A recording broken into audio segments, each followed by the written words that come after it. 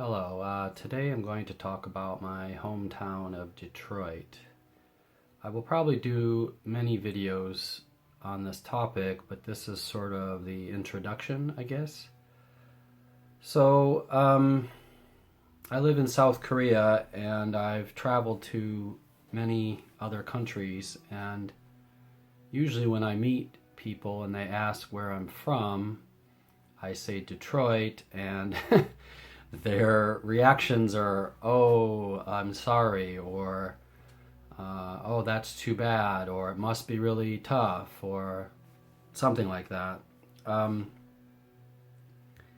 and I can understand their point of view, I guess, but having come from there, um, I have a more romantic notion of it, I think, and it definitely holds a place in my heart, and I miss my hometown a lot. I've been gone from it for a long time. So, you know, I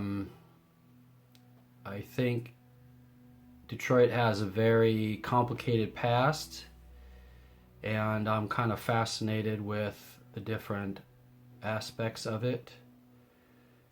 Detroit informs a lot of my writing, and I would say that different parts of the city have showcased in my books in different ways. In my first book, The Invisible Histories of the Spiral Mountain, it's more about my experiences in Detroit, about living in the downtown inner city area.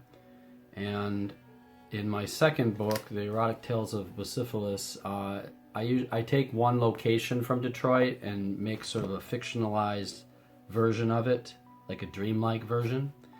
And in my most recent book, Dominique's Confession, I was quite fascinated with what Detroit was like before it became what it is now. So in this book, there's a lot of research that I had to do about pre stock market crash Detroit and what it was like in that time.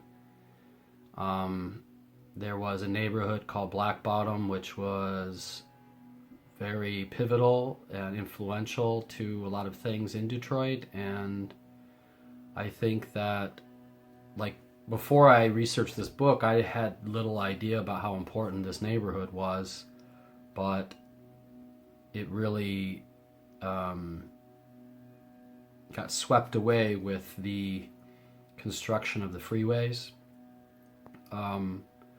Two other pivotal events in Detroit's history are the 1943 riot, or uprising, whichever you want to use for the term, and the 1967 one.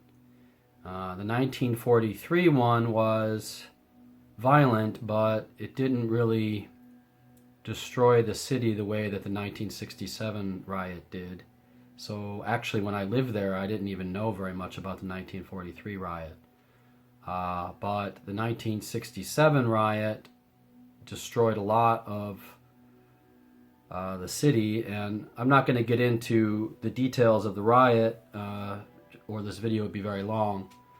But I will say that in the years since then, maybe about a 30-year gap where Coleman Young was the mayor, it really made Detroit become what most people see it as now, which is kind of a defunct city. So I was born in Detroit, but I lived most of my childhood out in the suburbs, various different suburbs, mostly Roseville and Sterling Heights. And, you know, Roseville is famous for Eminem.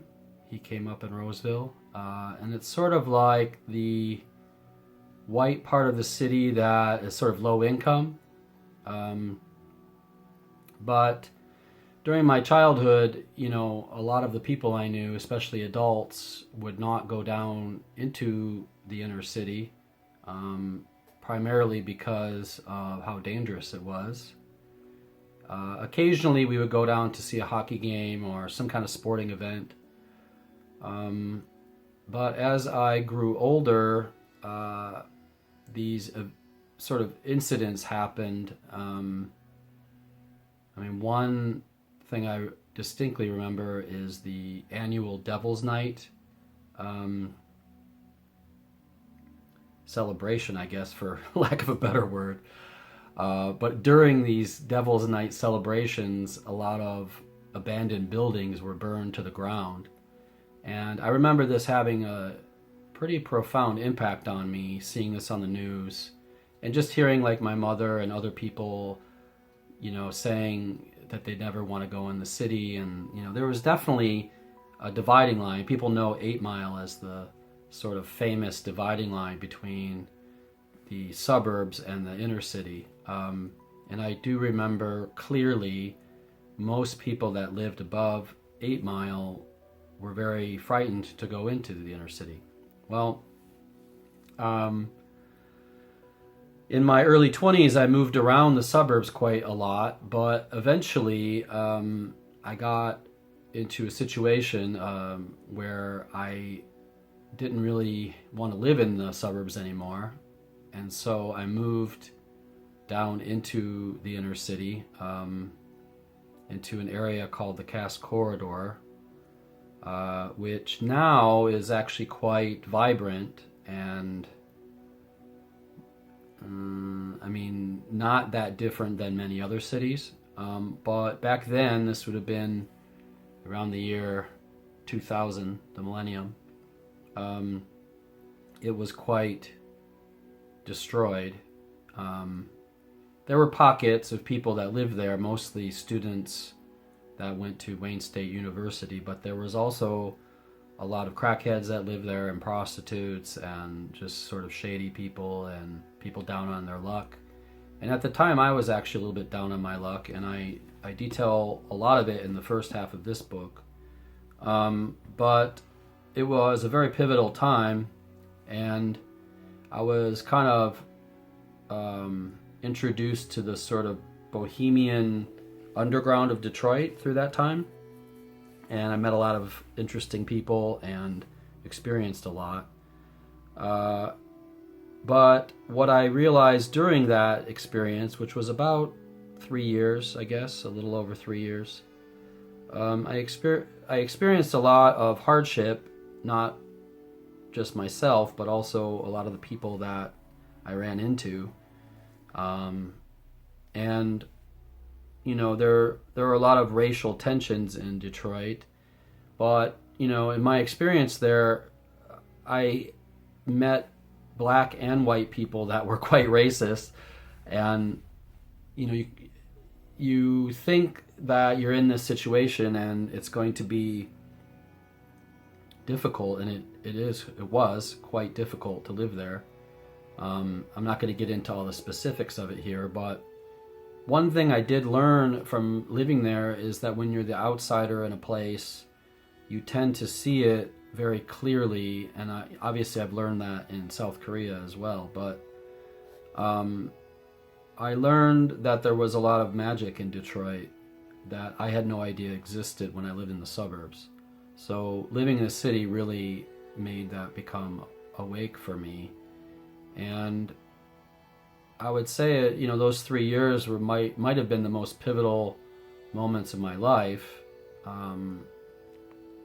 Me becoming a writer was really born in those 3 years, and a lot of my worldview was molded by that time. So another question that people ask me a lot out here is it getting better? Well, I've been back a few times since over the years, and it kind of depends on how you look at it. In terms of businesses, I think it's kind of a double-edged sword. It has definitely become more corporate. When I lived there, it was a lot of family-owned businesses, and if anyone had a business at least in the Cass Corridor, if anyone had a business, they were kind of a survivor. And I think when you live there, after you started to get to know these people, you were kind of one of them, and they really treated you like a family. Since I've been back, some of these places still exist, and I think they have retained that, but there are many new places, and I wouldn't say it's 100% gentrified, but there is this kind of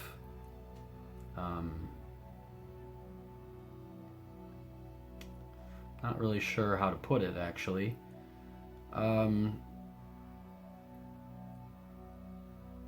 It's not what it was. I guess I could say that. When I lived there, it was hard to even get groceries because most of the time you had to buy groceries from liquor stores and things. But now there are like Whole Foods, and there are yoga shops and things like that. So it has definitely changed. But I also think that it has changed in certain areas. So yes, the Cass Corridor, the area that I lived in, has changed dramatically. But if you go, a few blocks over this way or that way, it is really the same as it was when I lived there. So it's almost like a facelift or something, or how like actually I see it a lot like this. You have a pumpkin, right? And on the outside it looks great, and you want to carve it or something, and it's very pretty and it's inviting, but then you cut into it and there are like worms inside or something. So even though people are trying to change the facade of Detroit, there's so much damage to it that it's going to be really hard to make it into what it was in like the 1930s, which was its peak. So I don't know if it will ever happen, and obviously I would like it to happen, but it's hard to say if it ever will. It's just hard to say. At one time, I think the city was very unique, and I'm not saying it's not unique still, because it is, but the more Starbucks and different companies that come into there, the more sort of homogenous it makes the city, which before it wasn't really like that. It was very rare to see corporate stuff in the inner city. I mean, occasionally you'd see like Burger King or Popeye's chicken or something, but a Whole Foods would have been unheard of 20 years ago. Obviously there are some now, so it has changed. And I actually miss the old Detroit in some ways, which, I'm sure everyone wants it to get better, but there was an almost anarchy to Detroit before, and you could say that is bad, and on paper it might be bad, but you could really experience anything there, and you got swept up in these situations that maybe now are harder to get into. Back in the 90s there was a large rave scene, and that could never, maybe it happens a little bit here and there, but a lot of the big buildings, the factories that have been abandoned, are being refurbished or torn down, so the likelihood of that kind of energy is less and less, I would say. But there are some, I'm going to give you a few movie recommendations if you can't get to Detroit or you are too afraid to travel there. I think these are the ones that really capture it the best, at least of the films that I've seen. So one film that people bring up all the time is 8 Mile, but I think that only captures a certain scene in Detroit, which would obviously be the hip-hop and rap scene, and also from a white perspective. I know there are a lot of black people in the movie, but it's basically this white guy's journey through this scene. And it's meant to make Eminem look good, but I don't think it completely captures what it was like to live there. One film that Detroit is known for, it wasn't actually filmed in Detroit, but it does capture the city quite well, is RoboCop, and I think it captures the tone of Detroit very well. On one hand, you have this high amount of crime and sort of apathetic nihilism, and then on the other hand, you have this sort of corporate motor industry sort of villainy, which I think is very present in the city. Another film is The Crow. That actually captures the Devil's Night experience quite well. And again, I don't think that was filmed. I think that might have been filmed in Toronto or someplace, but it does capture the kind of decadence and the attitude of sort of tearing down what was there, what was left there. Another one is True Romance. Maybe half of the film is set in Detroit, and I think in that film it captures kind of the empty factory sort of setting. Gran Torino is pretty good at detailing what it is like to live in some of the more ethnic suburbs. Maybe not like it would be to live in like some of the African American areas, but more like downriver or maybe even like Hamtramck. So the two movies that I think actually best illustrate what it's like to be there, to live there, one is It Follows, the horror movie. And not because of the horror element, but there are a lot of scenes in abandoned factories at the beginning that really show you what it's like to be there. And then there's also some scenes in the second half of the film which are in the suburbs and up north near some of the lakes, like Lake Huron.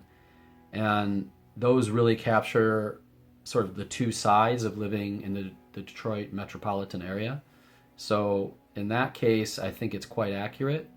And the scene with the swimming pool is also kind of accurate because those kind of places exist. But the best movie, I think, that really sums it up that I've seen is Only Lovers Left Alive, the Jim Jarmusch film, which is about a couple of vampires that are living in Detroit. And the reason I think this sums it up is because it really shows the underground, how the vibe of what it would be like if you were living there.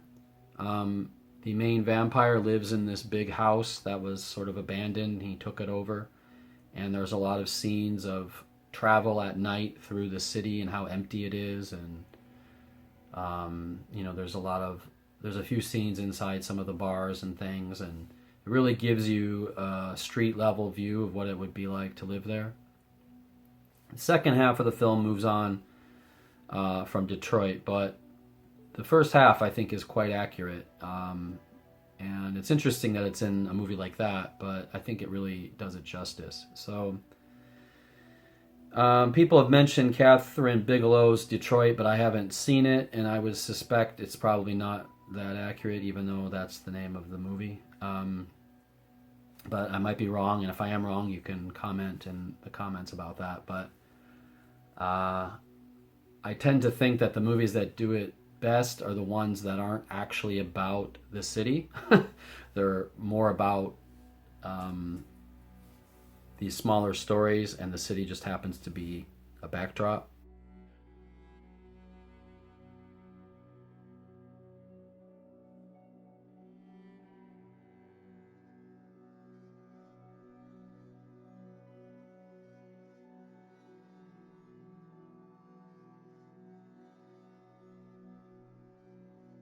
I think the reason that Jarmusch did it well is because of his connection to Iggy Pop, and he's obviously been to Detroit many times, so you can tell he understands it.